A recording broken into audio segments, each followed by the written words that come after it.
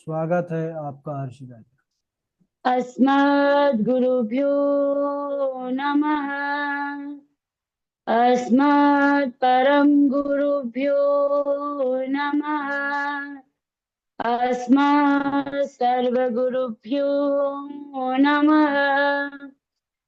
श्री राधा कृष्णाभ्यां नमः। श्रीमते रामानुजाय नमः। लंबोदरम परम सुंदरमीकरंतम पीतांबरम त्रिनयनं परमं पवित्रम् उद्यादिवाकरनिभोज्वलकान्तिकान्तम् विघ्नेश्वरं सकलविघ्नहरं नमामि। शरीरं स्वरूपं ततो कलत्रम् यशच्चारुचित्रं धनं मेरुतुल्यम् मनश्च न लग्नं श्रीगुरुरङ्घ्रिपद्मे ततः किं ततः किं ततः किं ततः किं नारायणं नमस्कृत्यं नरं चैव नरोत्तमं देवीं सरस्वतीं व्यासं ततो जयमुदीरयेत्। जयतु देवो देवकी नन्दनो अयम्। जयतु कृष्णो वृषणीवंश प्रदीपः। जयतु मीत श्यामल कोमलांग। जयतु पृथ्वी भारनाशो मुकुंद।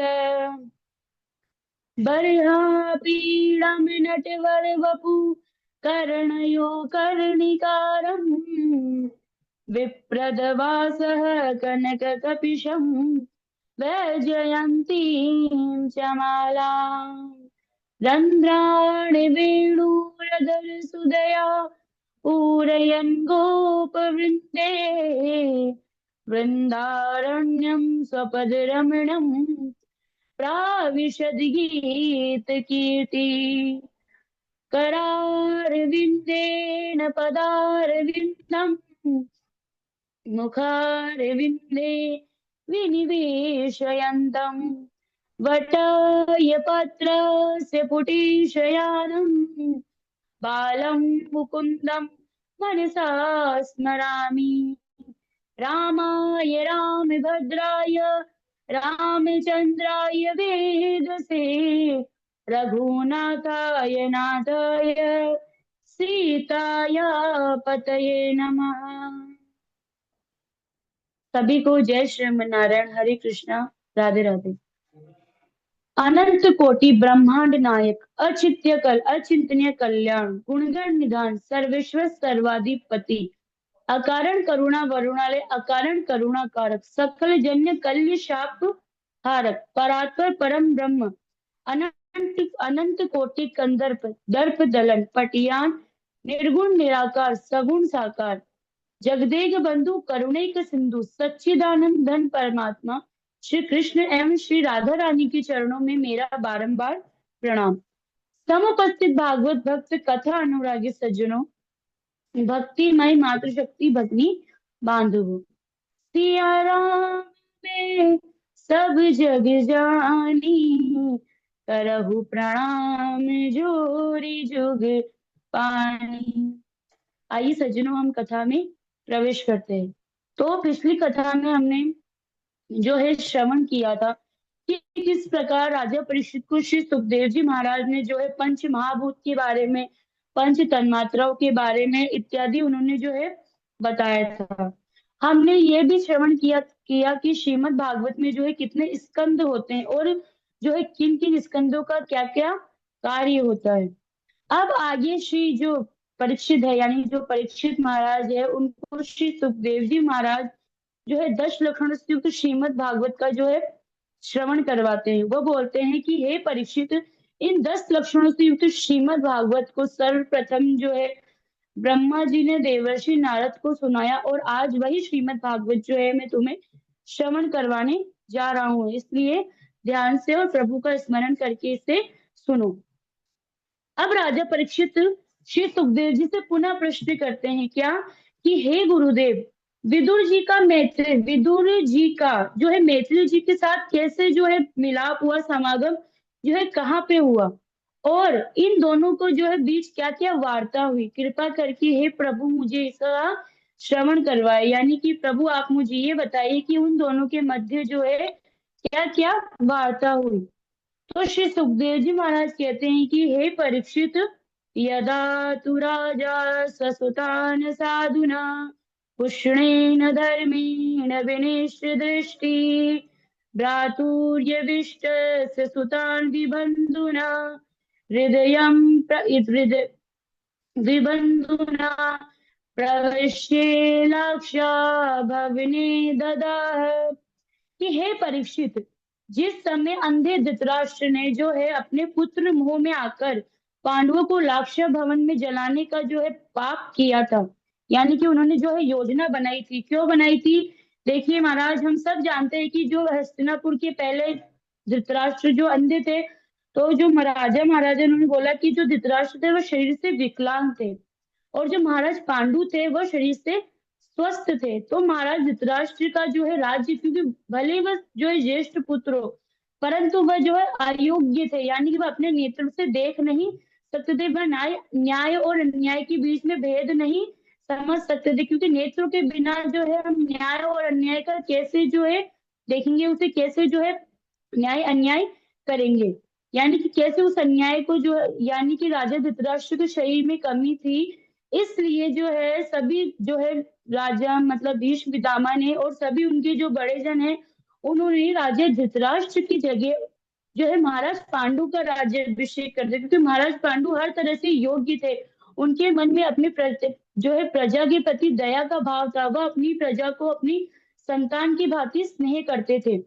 तो अब जैसे ही राजा पांडु जो है सिंहासन पर बैठे, तो महाराज धृतराष्ट्र जो है इस बात को सहन नहीं कर पाते, क्योंकि उनके मन में द्वेष आ गया था। भले वह जो है ना सोचते, परंतु उनके मन में ये आ गया कि मैं ज्येष्ठ पुत्र होने के बावजूद भी जो है मेरा राज्याभिषेक होकर पांडु का राज्याभिषेक हुआ। अब इधर इस प्रकार समय बीतता गया। अब महाराज पांडु की जो है तत्काल मृत्यु हो गई, क्योंकि उन्हें श्राप मिला था ऋषि से कि उनकी जैसे मतलब उन्हें श्राप मिला था, उस श्राप के कारण जो है उनकी मृत्यु हो गई।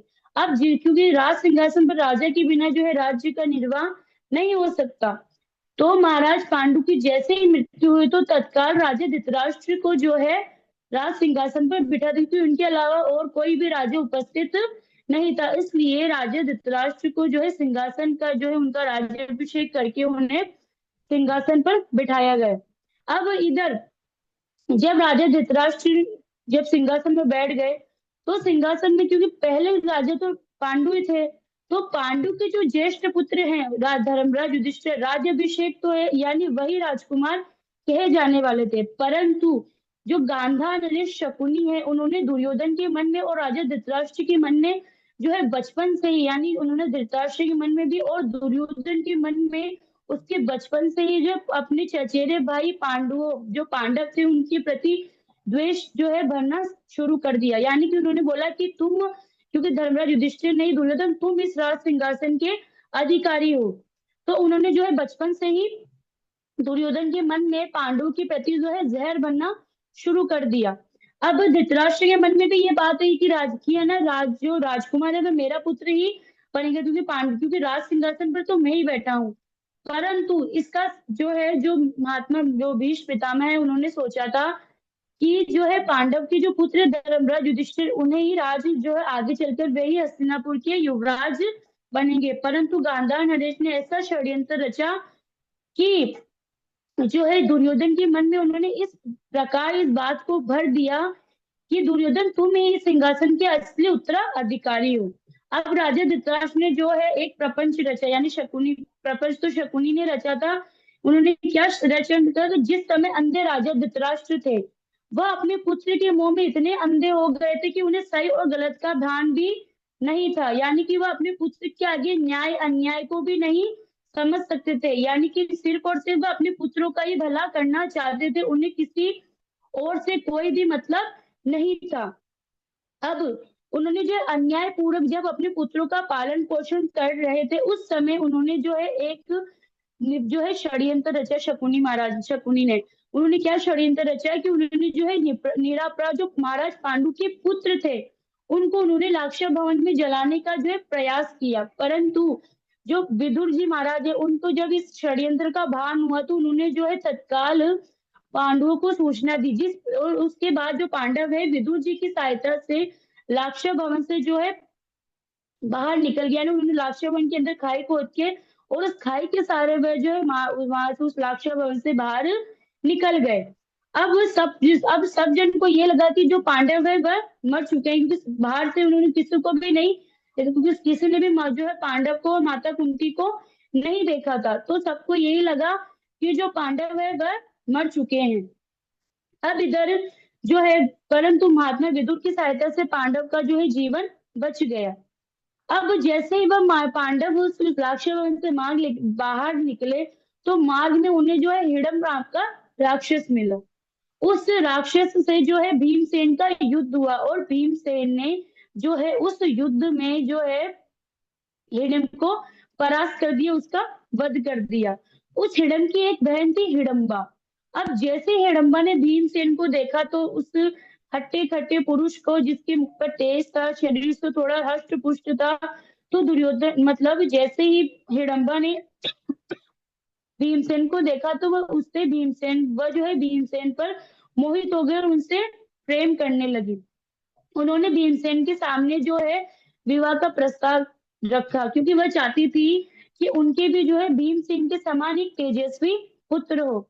अब जैसे ही हिडम्बा ने भीमसेन के सामने ये जो है विवाह का प्रस्ताव रखा, तो भीमसेन ने जो है उसके प्रस्ताव को स्वीकार कर लिया और उन दोनों का विवाह हो गया, जिससे उनके जो है घटोत्कच नामक पुत्र हुआ। यानी हिडम्बा के जो है उससे घटोत्कच नामक जो पुत्र है वह पुत्र हुआ। अब पांडवों ने वन में ही जो है अपना जीवन यापन करने लगे। उस समय जब जब पांडव अपना जीवन यापन कर रहे थे, उस समय जो द्रुपद देश के राजा है, जो द्रुपद के राजा है महाराज द्रुपद, उन्होंने द्रौपदी के स्वयंवर, जो उनकी पुत्री द्रौपदी थी, उनके स्वयंवर का उन्होंने आयोजन किया। उधर द्रौपदी जी के स्वयंवर में बड़े बड़े राजा महाराजा देश विदेश से जो है स्वयंवर में आए, स्वयंवर में भाग लेने के लिए दुर्योधन भी आए और महाराज जो है कर्ण भी आए। अब जैसे ही जो पांडव है वह भी महात्मा का वेश धारण करके नगर में गए और जो है उस स्वयंवर को देखने लगे। अब जैसे ही भगवान श्री कृष्ण ने पांडव को देखा तो वह पहचान गई कि ये महात्मा के वेश में कोई और नहीं अपितु पांचों पांडव ही है। अब जैसे ही पांडवों ने भी भगवान श्री कृष्ण को देखा तो उन्हें मन ही मन उन्होंने भगवान श्री कृष्ण को प्रणाम किया। अब इसके पश्चात जो है स्वयंवर प्रारंभ हुआ, परंतु राजा द्रुपद ने स्वयंवर में ये शर्त रखी थी कि जो भी धनुर्धर यानी जो भी राजा तेल में जो है दुर्योधन जो भी तेल में चलती हुई मछली का जो है मत्स्य भेद करेगा, उससे द्रौपदी का विवाह होगा। तो अब जो है धीरे धीरे सभी राजा महाराजा आए। किसी किसी ने परंतु मान लीजिए महाराज, मत्स्य भेद तो करना तो बहुत दूर की बात है, बहुत राजाओं तो जो है धनुष बाण भी नहीं उठा पाए। यानी कि बहुत से राजा महाराजा उस धनुष बाण को हिला भी नहीं पाए। मत्स्य भेद करना तो बहुत दूर की बात है। अब परंतु मान लीजिए किसी ने जो है हिला डुला के थोड़ा पराक्रम लगा के उस धनुष को उठा भी लिया, परंतु उस धनुष पर कोई कभी जो है प्रत्यंचा नहीं चढ़ा पाए। अब इसके पश्चात जो है महाराज जो है कर्ण आए, धनुर्धर जो कर्ण है वह आए। अब धनुष जो है कर्ण ने उठा भी लिया, प्रत्यंचा भी चढ़ा दी। अब जैसे ही वह मत्स्य भेद करने लगे, उस समय भगवान श्री कृष्ण ने जो है द्रौपदी को इशारा किया था। द्रौपदी ने कहा कि रुको, द्रौपदी ने कहा कि रुको, तुम ये मत्स्य भेद नहीं कर सकते, क्योंकि तुम एक सूत पुत्र हो और मैं एक राजकुमारी हूँ, इसलिए मैं किसी सूत पुत्र से विवाह नहीं कर सकती। अब महाराज ये हम सब जानते हैं कि महाराज कर्ण सूत पुत्र नहीं अपितु कुंती के पुत्र थे। कुंती और भगवान सूर्य के पुत्र थे। तब भगवान श्री कृष्ण ने जब द्रौपदी को उछाला तो द्रौपदी के ऐसे वचन सुनकर जो कर्ण है उन्हें बहुत जो है अब अपमानित महसूस हुआ और वह उस स्वयंवर से बाहर चले गए। अब जैसे में बाहर गए तो दुर्योधन ने जो है उन्हें अपना मित्र बना लिया। जब उन्होंने कर्ण को देखा तो उन्होंने जो है उसे अपना मित्र बना लिया। तो दुर्योधन ने उसे अपना जो अंग देश है वह प्रदान किया, जिसके कारण महाराज कर्ण जो है अंगराज कहलाए। अब जब किसी से भी मत्स्य भेद नहीं, यानी सभी राजा महाराजा हार गए परंतु कोई धनुष भी नहीं उठा पाए। मान लीजिए किसी ने धनुष उठा भी लिया तो प्रत्यंचा नहीं चढ़ा पाया, और वो मान लीजिए प्रत्यंचा भी चढ़ा तो मत्स्य भेद नहीं कर पाया। जब सभी राजा महाराजा हार गए तो महाराज युधिष्ठिर की आज्ञा देने पर अर्जुन ने जो है मत्स्य भेद भेदने के लिए, यानी जब किसी भी राजा महाराज ने जो है वह मत्स्य भेद नहीं कर पाए तो जो महाराज युधिष्ठिर है उन्होंने है जो है अर्जुन को आज्ञा दी। तो अर्जुन जो है उनकी आज्ञा देने पर मत्स्य भेदने आए और उन्होंने सबसे पहले जो है प्रभु ही प्रणाम मन ही मन कीना। उन्होंने सर्वप्रथम जो है भगवान श्री कृष्ण को जो है प्रणाम किया और अपने बाएं हाथ से धनुष उठाया। उसमें जो है उन्होंने प्रत्यंचा, यानी उन्होंने अपने एक हाथ से धनुष को उठा लिया, उस पर प्रत्यंचा भी चढ़ा दी और तेल में जो है मत्स्य की परछाई को देखकर उन्होंने एक ही बार में जो है मत्स्य भेद कर दिया। चारों ओर जय जयकार होने लगी। भगवान श्री कृष्ण ने जो है द्रौपदी, यानी द्रौपदी ने बोला, सब पहले द्रौपदी को पता नहीं था कि ये अर्जुन है, परंतु बाद में भगवान श्री कृष्ण ने उन्हें बताया कि हे द्रौपदी, ये कोई महर्षि ब्राह्मण नहीं अपितु जो है साक्षात धनुर्धारी गांडीवधारी अर्जुन है। द्रौपदी ने जो है अर्जुन के गले में वरमाला डाल दी और पांचों पांडव जो है द्रौपदी को जो है लेकर और अपनी माता कुंती के पास आए और उन्होंने जो है द्वार, यानी कुटिया के द्वार से ही उन्होंने आवाज लगाई कि हे माँ देखिए हम आपके लिए क्या लेकर आए हैं। तो द्रौपदी ने जो है बिना देखे, यानी उन्होंने देखा नहीं कि वो क्या लेके आए, तुम द्रौपदी माता ने तुम्हारी क्षमा चाहती हूँ, माता कुंती ने जो है माता कुंती को उन्होंने आवाज लगाई कि हे माँ देखिए हम आपके लिए क्या लेके आए। तो माता कुंती ने जो है बिना देखे सोचे समझे जो है ये बोल दिया कि हे पांडव, हे बच्चों पुत्रों, तुम जो भी लाए उसी पांचों आपस में बांट लो। अब बताइए महाराज, अब एक स्त्री को पांच पांच वरण, अब मान लीजिए तो, परंतु क्या कर सकते, परंतु माता की आज्ञा थी। परंतु इसके पीछे भी एक कारण था। क्या कारण था कि जो द्रौपदी थी उसने पिछले जन्म में भगवान शिव की आराधना की थी। उसके मन में इच्छा थी कि उसके पति में उसे पांच गुणों वाला पति चाहिए, यानी कि एक मनुष्य के अंदर पांच गुण चाहती थी। तो भगवान शिव है उन्होंने जो है द्रौपदी को ये वरदान दिया कि तुम्हें एक जो है पुरुष में पांच गुण तो नहीं, परंतु तुम्हारा विवाह अगले जन्म में पांच भाइयों से होगा, यानी तुम्हारा विवाह अगले जन्म में पांच भाइयों पांडव से होगा। इसलिए जो है द्रौपदी के पांच पति हुए। अब जैसे माता कुंती ने देखा कि भाई पांचों पांडव जो है आपस में बांट लो, तो इस प्रकार जो है द्रौपदी के पांच पति हुए। इसका एक कारण मार्कंडेय पुराण में भी ऐसे, मतलब मार्कंडेय पुराण में ऐसा वर्णन मिलता है कि जिस समय इंद्र ने अपने गुरु विश्वरूप का वध किया उस समय इंद्र के शरीर से जो है धर्म निकल गया और धर्मराज यमराज में समाहित हो गया। जिस समय इंद्र ने वृत्तासुर का, क्योंकि वृत्तासुर भी ब्राह्मण था, तो जिस समय उन्होंने वृत्तासुर का वध किया उस समय इंद्र का जो बल है वह निकल कर जो है वायु में समाहित हो गया। उस समय जो, और जिस समय इंद्र ने ऋषि गौतम अपने गुरु की पत्नी अहिल्या, जो गुरु की पत्नी अहिल्या थी, उनका अपराध किया, तो जो है अपराध किया उस समय इंद्र का जो रूप है वह निकलकर अश्विनी कुमारों में चला गया। और जिस वरदान स्वरूप धर्मराज, अब जिस समय आने पर कालांतर में जब माता कुंती ने धर्म जो है अपने जो मतलब ऋषि धर्मराज का आह्वान किया तो इंद्र के रूप में बल से जो है धर्मराज युधिष्ठिर का जन्म हुआ। वायु के देवता से इंद्र के बल के रूप में भीमसेन का जन्म हुआ और अश्विनी कुमारों से इंद्र के रूप में जो है नकुल और सहदेव का जन्म हुआ और अर्जुन के रूप में साक्षात इंद्र ने ही जो है जन्म लिया, उत्पन्न हुआ। कोई और इधर द्रौपदी यज्ञ से उत्पन्न कोई और नहीं अपितु इंद्र की पत्नी सची देवी ही है, जिससे पांचों पांडव का विवाह हुआ। अब जब इधर महाराज धृतराष्ट्र को ये पता चला कि पांडव जीवित है, यानी उन्होंने तो मान लिया था कि पांडव जो है लाक्ष्य गृह में जलकर भस्म हो चुके हैं, परंतु जब उन्हें बाद में पता चला कि जो पांडव है वह जीवित है, तो उन्होंने पांडवों को जो है हस्तिनापुर बुलवाया और उन्होंने पांडव को जो है खांडव वन प्रदान किया। अब खांडव वन महाराज, वहां पर दूर दूर तक मनुष्य तो क्या, एक पक्षी भी दिखाई न दे, ऐसा वन उन्हें प्रदान किया। बंजर जमीन, कांटे कांटे थे, कंकड़ थे, वहां जो है पंछी का, मनुष्य तो छोड़िए महाराज, वहां पे पंछी पशु पक्षी का भी नामो निशान नहीं था। अब जब जो है अर्जुन ने जो है भगवान श्री कृष्ण की सहायता से इंद्र पर विजय प्राप्त कर खांडव वन अग्नि को प्रदान किया और मैं दानव की रक्षा की। मैं दानव देवताओं के शिल्पकार, जैसे हमारे मतलब मैं दानव जो है वह राक्षसों के शिल्पकार है, और हम जिस प्रकार देवताओं के शिल्पकार ऋषि जो है विश्वकर्मा जी है, उसी प्रकार जो राक्षस है उनके शिल्पकार मैदानव है। तो मैदानव ने, जैसे मैदानव की जो है अर्जुन ने रक्षा की, तो मैदानव बहुत प्रसन्न हो गया और उसने पांडवों के लिए इंद्रप्रस्थ नामक जो है नगरी बनाई। और जब पांडव समृद्ध हो गए, तो अब जब समृद्ध हो गए तो यज्ञ वगैरह करवाए, जैसे हम भी नया घर बनाते हैं, कोई भी घर तो उसमें सर्वप्रथम यज्ञ तो करवाते ही हैं। तो वैसे ही जो है पांडवों ने जब समृद्ध हो गए तो उन्होंने राष्ट्र यज्ञ करवाने का विचार किया भगवान श्री कृष्ण की प्रेरणा से। तो जब उन्होंने राष्ट्र यज्ञ में जब भगवान श्री कृष्ण की जो है अग्र पूजा होने लगी, अब सबने विचार किया राजसभा में कि भाई अग्र पूजा किसकी करनी चाहिए। तो सबने मिलकर ये विचार किया कि अग्र पूजा जो है भगवान श्री कृष्ण की करनी चाहिए।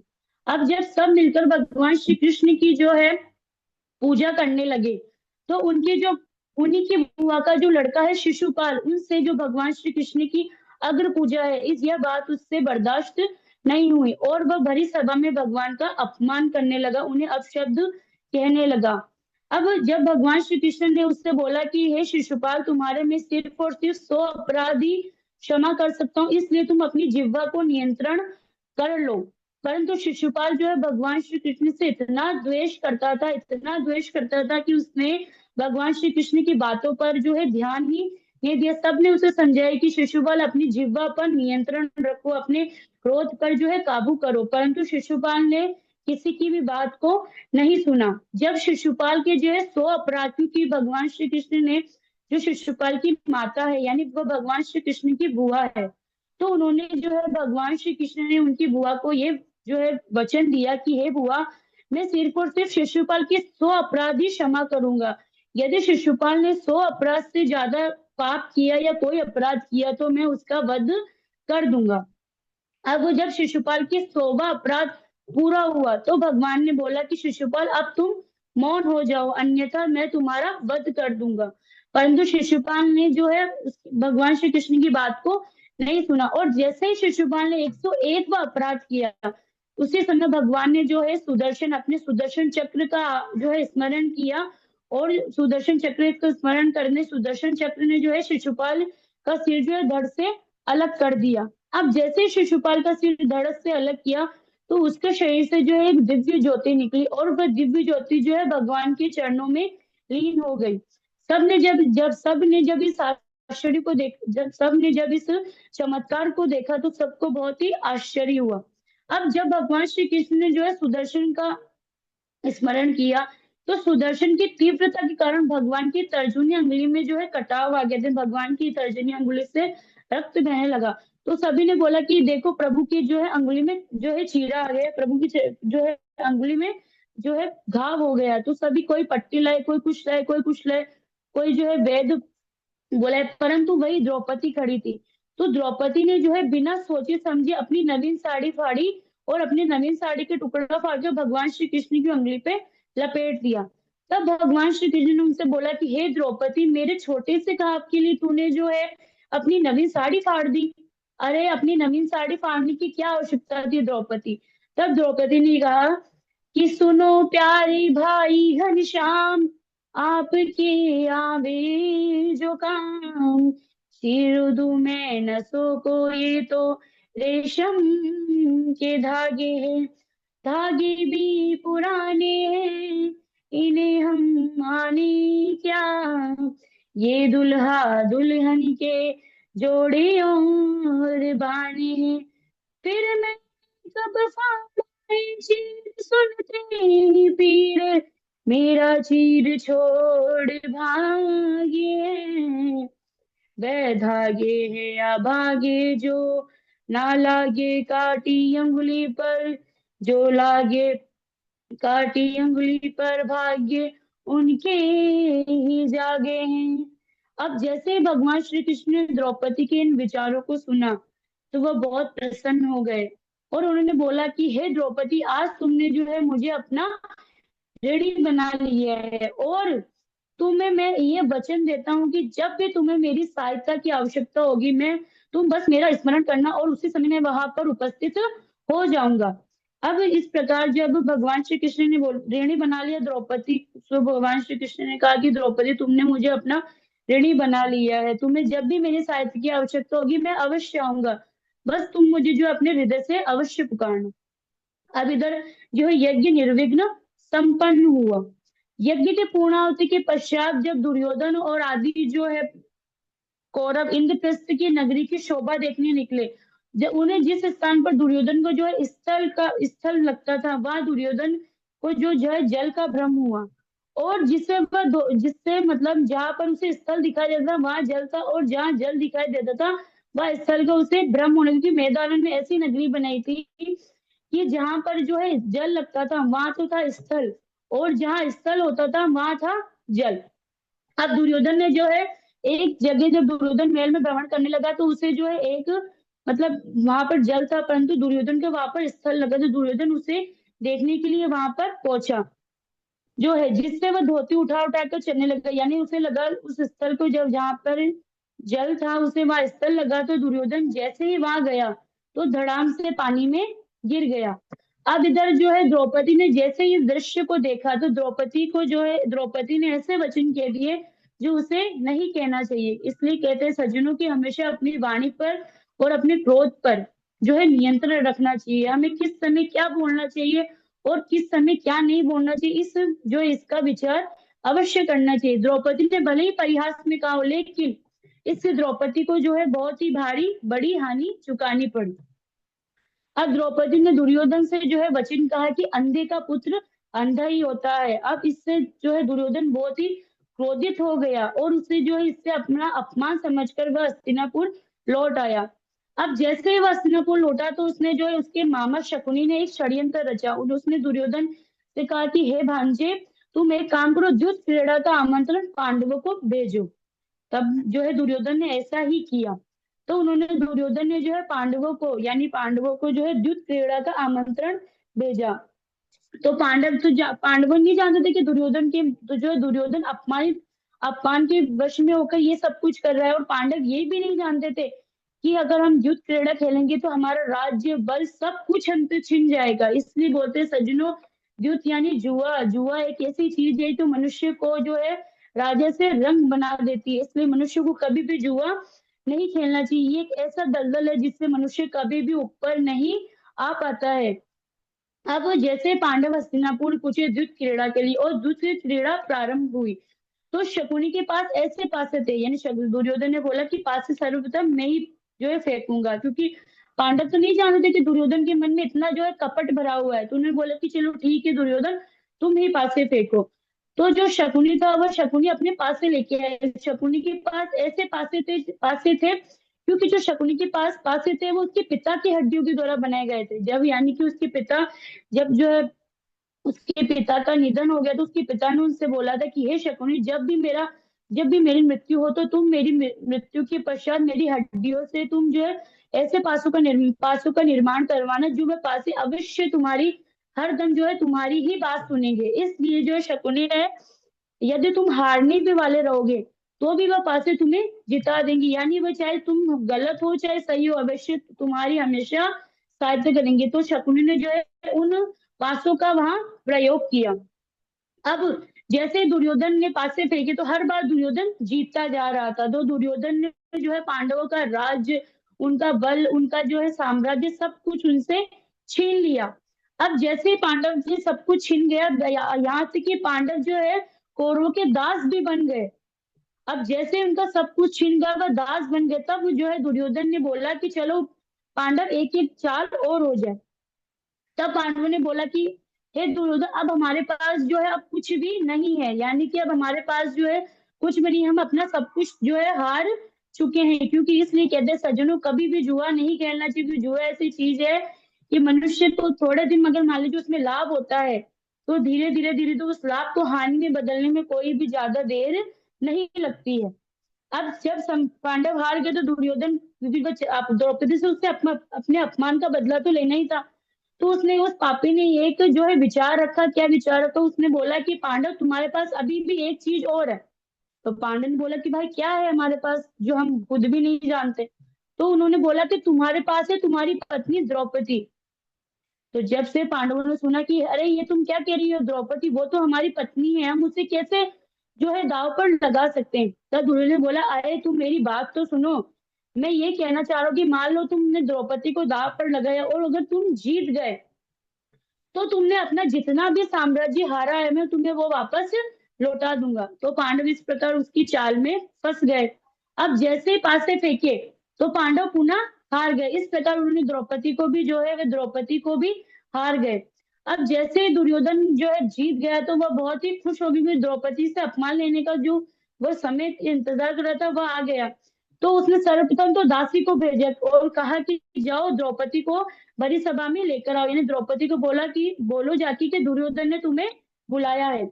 अब जैसे ही दासी द्रौपदी के पास गई तो दासी ने जो द्रौपदी से कहा कि हे महारानी, आपको जो है दुर्योधन ने राजसभा में बुलाया है। तो द्रौपदी ने कहा कि जाकर जो है दुर्योधन से कह दो कि मैं इस हस्तिनापुर की कुल वधू हूँ, उसकी दासी नहीं हूँ जो उसके एक बार कहने पर मैं चली जाऊंगी। और इस समय मैं जो है रजस्वला अवस्था में हूँ, और मैं जो है रजस्वला अवस्था में उन्हीं कारण जो है बाहर नहीं जा सकती हूँ। अब जैसे ही दासी ने दुर्योधन को जाकर ये शब्द कहे तो दुर्योधन आग बबूला हो गया। उसने दुशासन को आज्ञा दी कि हे दुशासन, तुम एक काम करो। उस पापी ने कहा कि दुशासन तुम एक काम करो, उस दासी को जो है घसीटते हुए राजसभा में केश पकड़कर लेकर आओ। अब जैसे दुशासन ने द्रौपदी जो है कक्ष में गया, उन्होंने बोला कि चलो तुम्हें भैया ने बुलाया है। तो द्रौपदी ने कहा कि मैं नहीं जाऊंगी। तब दुशासन ने जो है उस नीच पापी ने जो है द्रौपदी जी के केश पकड़े और उन्हें जो है घसीटते हुए राजसभा में लेकर जाने लगा। उसने बोला कि हे दुशासन, मैं तुम्हारी भाभी हूँ, इस साम्राज्य की कुल वधु, हस्तिनापुर की कुल वधु हूँ, तुम्हारे ज्येष्ठ भ्राता जो है उस धर्मराज युधिष्ठिर की पत्नी हूँ, तुम मेरे साथ ऐसा मत करो।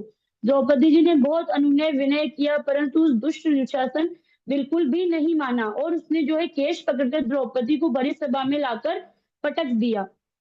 अब द्रौपदी जैसे ही भरे सभा में लाकर पटका तो दुर्योधन ने जो है दुशासन को एक बात और कही। उसने बोला कि हे दुशासन, इस द्रौपदी इस दासी को मेरी जंगा पर बिठाए बिठाओ। अब महाराज बताइए, बताइए आप खुद ही, अब बताइए कि इससे अलावा जो है उसको यदि पांडवों, अब भगवान श्री कृष्ण जो है अगर मान लीजिए द्रौपदी, अब उसने बताया कि वो उसकी कल कुल वधु है, उसके साम्राज्य की कुल वधु है। तो किसी मान लीजिए कुल वधु भी ना हो, लेकिन किसी स्त्री का अपमान करने का अधिकार किसी को भी नहीं, क्योंकि स्त्री साक्षात माँ देवी माँ का स्वरूप होती है। अगर हम नवरात्रि में माता देवी माँ की पूजा करते तो हम एक स्त्री का अपमान कैसे कर सकते हैं। अब जैसे दुशासन के जो है दुर्योधन की आज्ञा का जो है पालन करने लगा, यानी कि दुर्योधन ने बोला कि इसे मेरी जंगा पर बिठाओ।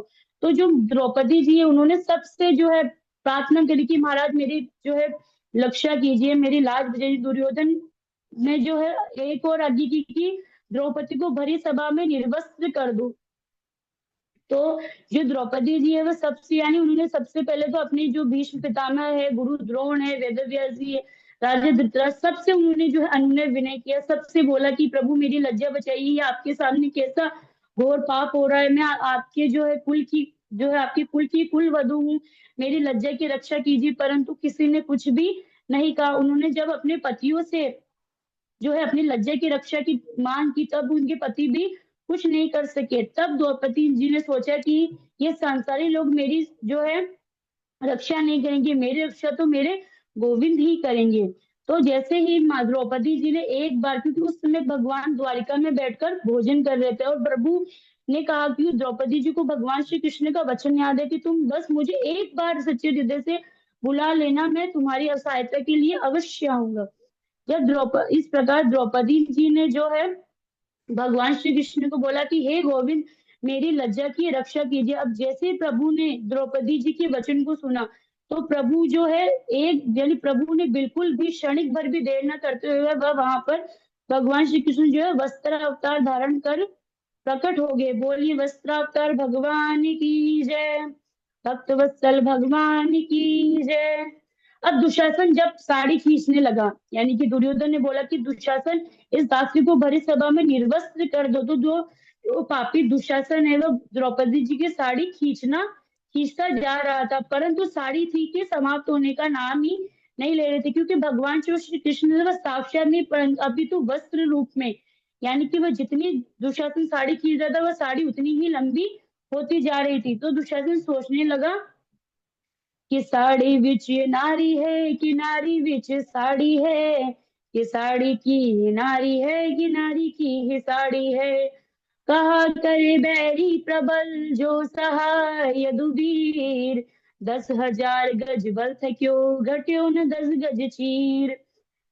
यानी कि दुशासन में 10,000 हाथियों का बल था, परंतु वह द्रौपदी जी के 10 गज चीर को भी नहीं खींच पाई। यानी कि भगवान श्री कृष्ण ने जो है वह जितनी साड़ी को खींचा था, भगवान श्री कृष्ण जो उतनी ही साड़ी द्रौपदी को उससे ज्यादा साड़ी उसे प्रदान करते जा रहे थे। इस विषय में जो भक्त कवि श्री किशोर दास जी है वह कहते हैं कि सुनेरी मैंने निर्बल के बलराम, सुनेरी मैंने निर्बल के बलराम। ओ दुशासन की भुजा थकित भई, दुशासन की भुजा थकित भई, वसन रूप भय श्याम। सुनेरी मैंने निर्बल के बलराम।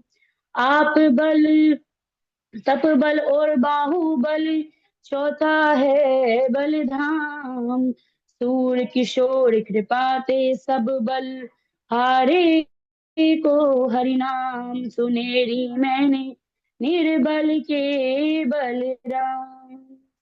इस प्रकार भगवान श्री कृष्ण ने जो है द्रौपदी मैया की लज्जा की रक्षा की। जब द्रौपदी मैया जो है कौरवों को श्राप देने लगी, उस समय माता गांधारी ने जो है उन्हें श्राप देने से रोका। उसके पश्चात पांडवों को जो है 12 वर्ष का जो है वनवास और 1 वर्ष का उन्हें अज्ञातवास मिला। अब पांडवों ने जो है वन में जो है बिताकर, वन में रह रुआकर जो है अपने 12 वर्ष का जो वनवास है वह तो पूर्ण कर लिया, क्योंकि उस दुर्योधन ने ऐसी शर्त रखी थी कि मान लीजिए 12 वर्ष के अंदर तो कोई मतलब नहीं, अगर एक उस अज्ञातवास में जो है यदि पांडवों को किसी ने भी पहचान लिया तो पुनः पांडवों को जो है 12 वर्ष का वनवास और 1 वर्ष का अज्ञातवास मिलेगा।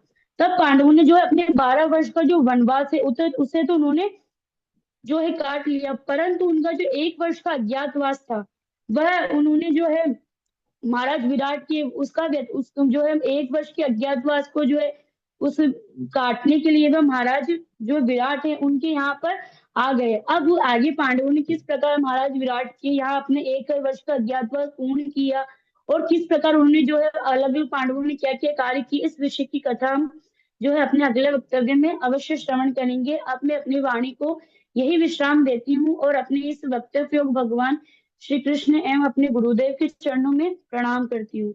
बोलिए श्री कृष्ण चंद्र भगवान की जय, श्री राधा रानी सरकार की जय, श्री सुखदेव महाराज की जय, श्रीमद् भागवत महापुराण की जय। जय जय श्री राधे, जय जय श्री राधे, जय जय जय श्री जय श्री राधे। राधे। बहुत राधे सुंदर, राधे गुरु जी। बहुत सुंदर। बहुत अच्छा, बहुत बढ़िया हर्षिता जी। सभी प्रसन्न है, हम्म। हमारे जाजी भी बड़े प्रफुल्लित हुए सुन करके। बहुत अच्छे से आपने पूरे प्रसंग को समझाया है, बहुत बढ़िया।